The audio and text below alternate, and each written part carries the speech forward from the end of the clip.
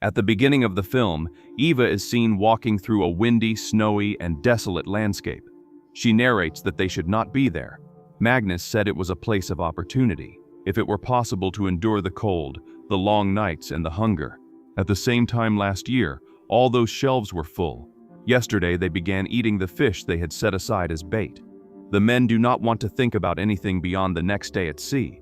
Perhaps that is the only way to survive. The scene then shifts to a group of men celebrating, singing, and enjoying themselves. Eva comments that over the last 3 seasons, they have not managed to catch enough fish.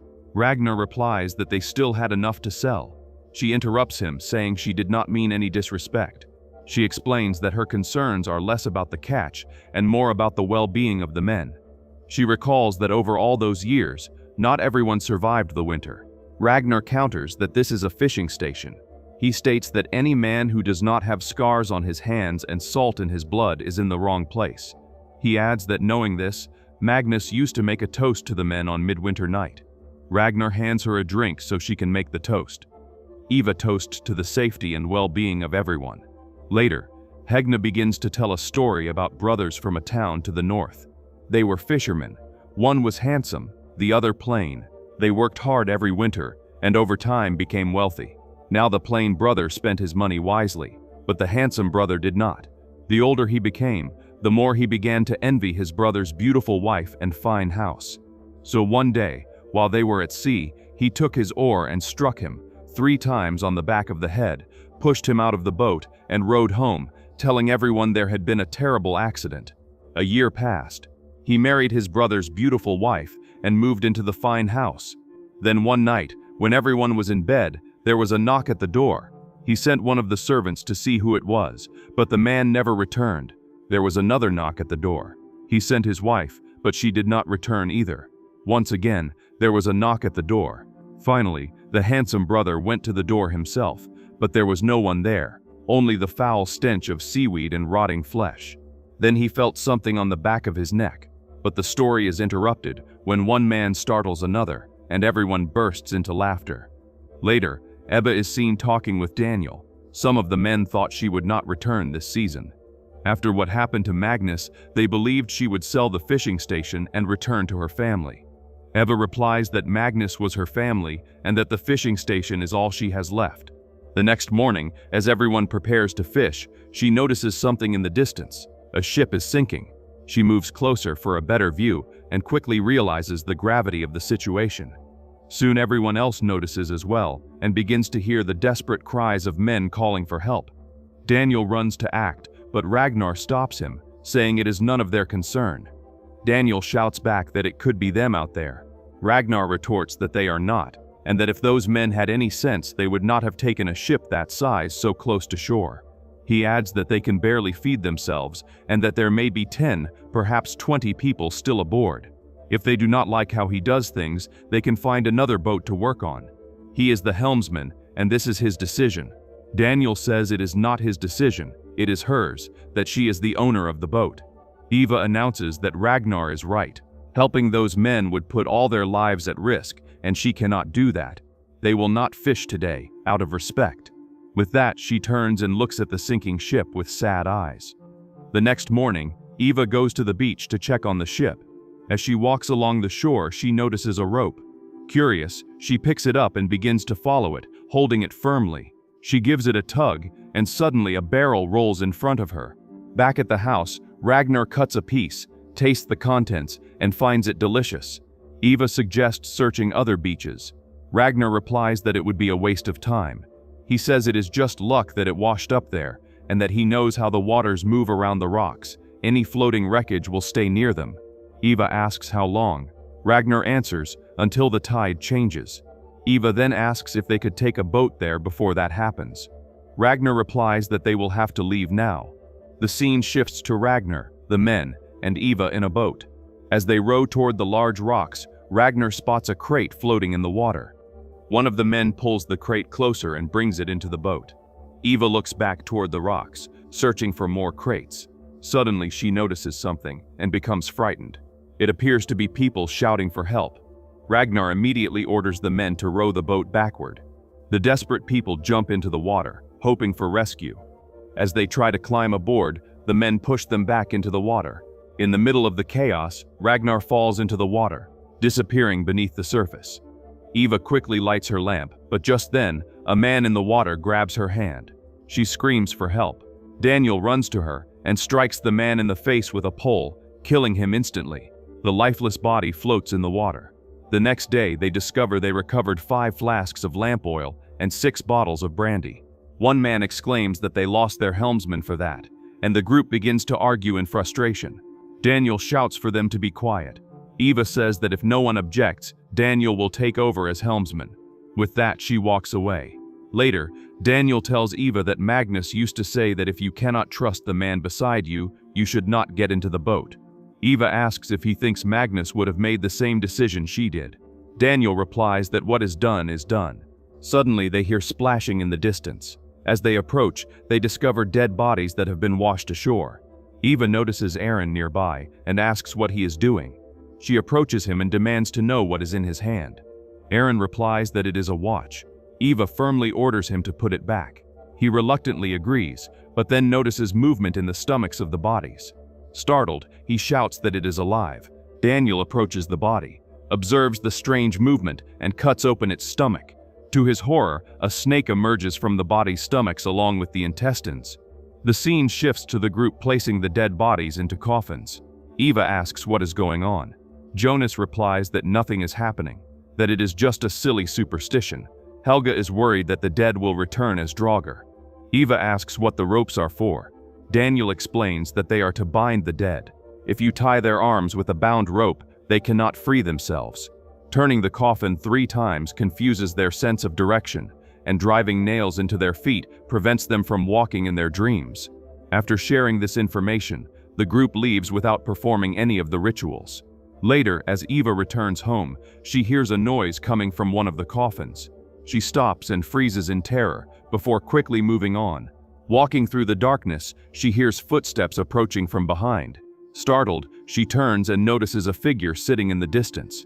After a moment, the figure begins to rise, and Eva, overwhelmed with fear, starts to run. Trembling, she stumbles and falls. When she looks back again, the figure is gone. Just then, Daniel touches her shoulder, and she startles. Later that night, Eva tells Daniel about the figure she saw. Daniel reassures her, saying it is the long winters and the darkness playing tricks on the mind. Eva nods in agreement. Daniel then offers her Magnus's rifle, suggesting it might give her peace of mind, saying there is no harm in keeping it close. That night, while Eva is sleeping, she has a nightmare about her encounter with the people whose ship sank. She wakes in terror. Just then, she hears a man murmuring in the distance. Curious and concerned, she goes to investigate and finds Aaron murmuring in his sleep with a trembling voice. The next morning, she notices something above the door. Curious, she examines it and realizes it is witchcraft. She informs Helga, saying she found it hidden there. Helga replies that it will not work if it is hidden because the Draugr needs to see it. Eva asks what it is.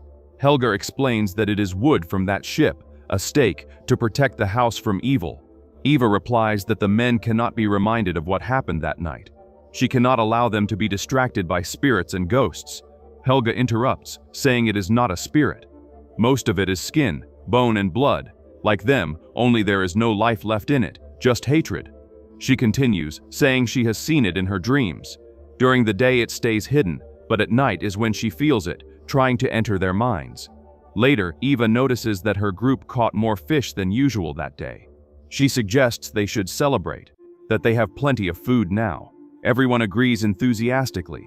Then they all enjoy themselves, feast, dance, and celebrate because they caught many fish.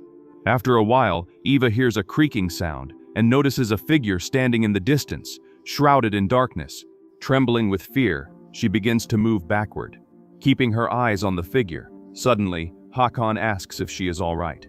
Eva looks back at the figure, but now there is no one there. She stands up and leaves. Helga approaches and asks if she saw it, saying that the enchantments are not working, that it will soon enter everyone's mind, and that this will be the end of them all, that it wants them to turn against one another. Eva replies that she must have drunk too much. Helga warns that such a thing never stops, and that she would not sleep if she were her. Ava says that whatever happened on that ship to those people was a terrible tragedy. They had no choice. Helga replies that she does not care. It will not stop until it has taken them all. The only way to stop a draugar is with fire. The next morning, Ava wakes and hears a commotion in the distance. She goes to check and discovers that all the fish have disappeared from the pantry. Stammering, she asks how. Daniel shakes his head in response. Ava goes outside and asks where Helga is, if anyone has seen her since the night before. Aaron replies that not since she went up after her. Ava says Helga may be lost or injured. She says they need to find her while it is still light, before the food runs out. Later, she tells Aaron that he was talking in his sleep the night before. A rhyme about the draugar. She asks if that was something Helga taught him, and Aaron then recites the rhyme. Lock your doors and windows when the sea delivers its dead. Beware the draugar, for its rage will not be sated. It steals for the love of stealing. It hurts for the love of pain. Beware the draugar when it wanders the midnight plain. There is madness in its words. There is sickness in its breath. Beware the draugar, for its icy touch is death. It lingers near the grave and the breath it once drew. While searching for Helga, they find her charm. Eva approaches the coffin and asks Scully for a knife. Using the knife, she opens the coffin to check if there is a body inside and finds one. She then moves to another coffin and also finds a body there, but notices that one of the coffin lids is open. They check it and find that the body is missing. Eva asks Scully to get rope, nails, and a hammer. Scully and Håkon quickly begin following the instructions Helga gave earlier. Later that night, Eva hears a creaking sound and then notices water dripping. As she looks ahead, she sees a figure sitting in the corner at a distance. The figure begins to turn, but just then, Aaron arrives and informs her that Håkon is sick and they do not know what to do. Eva looks toward the corner, but now there is no one there. She goes out to check on Håkon. Suddenly, he rises, screaming to keep it away. He stares in one direction, trembling with fear. Daniel tries to calm him. Håkon covers his ears, shouting that he does not want to hear it. Suddenly, he gasps, looking at something, and says that they are all going to die. Daniel replies that he is sick and seeing things. Håkon retorts that he is not sick and that Daniel thinks he is safe, but he is not. Then Håkon attacks Daniel, and the others try to restrain him. Just then, Aaron grabs a hammer and strikes Håkon on the head, killing him. Later, Daniel says he has known Håkon for 10 years and has never seen him like that. Eva replies that the draugar is real and that they need to get rid of it. Daniel confesses that he saw a shadow out of the corner of his eye, heard a voice in his mind, dreamed of that man's death, could feel the axe in his hand, feel it splitting against the skull. That thing is not a ghost, it is worse than that. There is no clear explanation for what is happening, but he still believes that the living are always more dangerous than the dead, and with that he walks away. The next morning, Eva notices wet footprints on the floor, and looking more closely, sees a figure sitting in the dark. Suddenly, the door opens, and Scully and Aaron bring an injured Daniel inside. Eva asks what happened, and Scully says he fell into the water, hit his head on the ice, and is burning like Håkon. Later, Eva asks what happened down there, and Scully replies that they cast a few lines near the ice, and that it took no more than an hour for an ancient fog to begin forming. That was when Daniel saw the seals and they all heard them barking. They brought the boat closer to the ice, and Daniel climbed up, something that should have taken a minute or two, but the weight stretched on until the fog became thick as smoke. Then suddenly, Daniel came running out of the fog as if being chased, slipped on the ice, and fell into the water, and it was nearly a miracle that they managed to get him back into the boat. Eva asks if he saw what he was running from, and Scully whispers that he saw a shadow standing there as tall as a man. Later that night, Eva remains seated beside Daniel as he sleeps. Two men behind the curtain extinguish the lamp to rest, and at that moment the draugar is seen standing silently behind Eva. The next morning, Eva hears a pounding sound and upon entering finds Jason injured. Suddenly, Daniel slams the door shut and approaches Eva with a knife in his hand. She steps back and pleads with him to stop. A glass falls to the floor, and without warning, Daniel cuts his own throat, collapsing onto Eva. In shock, unable to comprehend what has just happened, Eva cries out for help, sobbing. Later that night, Aaron shouts that he will not let it enter his mind. Jonas tries to convince him to drop the knife, and Eva quickly stands and snatches it from his hand. Scully says they cannot stay there, and Jonas adds that they will end up like Hakon and Daniel. Eva replies that crossing the sea or heading into the mountains does not guarantee that the thing will not follow them and that they need to destroy it. Jonas asks how, and Eva reveals that Helga said the only way to destroy a draugr is with fire, that it lingers near its grave, and that is where the search must begin. The group climbs the mountain shrouded in fog, with almost no visibility. At one point, Eva realizes that no one is following and shouts, asking where everyone is. Lost, she notices someone in the distance and calls out to Skuli, and at that same instant Skuli falls from the mountain. Eva runs to the spot, searches desperately, and finds him lifeless. Then she hears Aaron calling her name and turning around sees a figure sitting in the distance. Eva loads the rifle and advances cautiously until a raven bursts from the figure, revealing that it is not a draugr. As she approaches, Eva discovers it is Helga, frozen and lifeless. Later, Eva orders Jonas and Aaron to prepare the boat, as they need to leave as quickly as possible. She then leaves the room and enters the cabin. Inside, she notices wet stains on the floor. Suddenly, she hears creaking sounds above, followed by the sound of footsteps. Realizing someone is coming, she quickly hides under a table. As she crouches, a shard of glass pierces her hand. She carefully removes it without making a sound. Moments later, she watches in horror as a draugr enters the cabin. Wandering through the room, her rifle is out of reach, and she grabs a nearby knife instead. The draugr's footsteps approach her hiding place. He takes a lamp from the table and slowly sits down. She runs to grab her rifle but trips, dropping the knife. The draugr drags her back, but she fights back, stabbing him with the knife. She crawls toward the rifle and grabs it. The draugr snarls to haunt her, but she shouts that she will not let it enter her mind before shooting the creature. She pours flammable liquid across the floor, then takes the lamp and throws it onto the liquid, setting the cabin ablaze. The draugr screams in agony as the fire consumes the room. Eva stumbles outside, sobbing and murmuring that it was in the house and she shot it. Jonas asks what happened, and she replies that the fire will end it. Breathing heavily as she watches the house burn, she has a flashback in which instead of the draugr, there was a man in her room. She asks who he is and what he is doing there. The man says in a foreign language that he is just a fisherman. He explains that he lost everything when the ship sank, and that he has nothing left. She says she does not understand his language. He says he is sorry for taking her food. He was angry.